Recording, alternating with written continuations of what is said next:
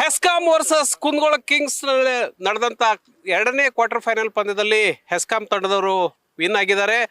ಇದೀಗ man of the match Abdul ಅವರಿಗೆ ಹೋಗ್ತಾ ಇದೆ. ನಮ್ಮ ಆಂಕರ್ ವಾಸುದೇವ್ ಅದನ್ನ ಪ್ರದಾನ ಮಾಡ್ತಾ ಇದ್ದಾರೆ.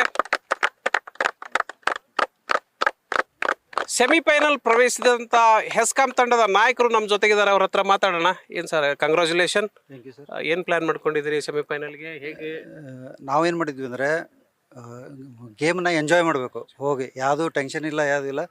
ಎಲ್ಲರಿಗೂ ನಾವು ಏನು ಹೇಳಿದ್ವಿ ಅಂದರೆ ಇಂಡಿವಿಜುವಲಾಗಿ ಒಬ್ಬೊಬ್ಬರು ಎಲ್ಲ ಟೀಮ್ ಗೇಮ್ ಇದು, ಎಲ್ಲರೂ ಇಂಡಿವಿಜುವಲಾಗಿ ಪರ್ಫಾರ್ಮೆನ್ಸ್ ಕೊಟ್ಟರೆ ಆರಾಮಾಗಿ ನಾವು ಗೆಲ್ತೀವಿ. ಸೊ ನಮ್ಮ ಟಾರ್ಗೆಟ್ ಆ್ಯಕ್ಚುಲಿ 100 ಇತ್ತು. ಸೊ ನಿಯರ್ ಬೈ ನಾವು 77 ಮಟ್ಟ ಬಂದ್ವಿ. ಸೊ ಬಾಲಿಂಗ್ ಹಾಕ್ಬೇಕಾದ್ರೂ ನಾವು ಅದೇ ವಿಚಾರ ಮಾಡಿದ್ವಿ, ಏನಂದರೆ ಡಾಟ್ ಮಾಡೋದು ಹೆಚ್ಚಿಗೆ. ಸೊ ಡಾಟ್ ಮಾಡಿದಾಗ ಅವ್ರು ಪ್ರೆಷರ್ ಬರ್ತಾರೆ, ಎಷ್ಟು ಡಾಟ್ ಮಾಡ್ತೀವಿ ಅಷ್ಟು ಇದರಲ್ಲಿ.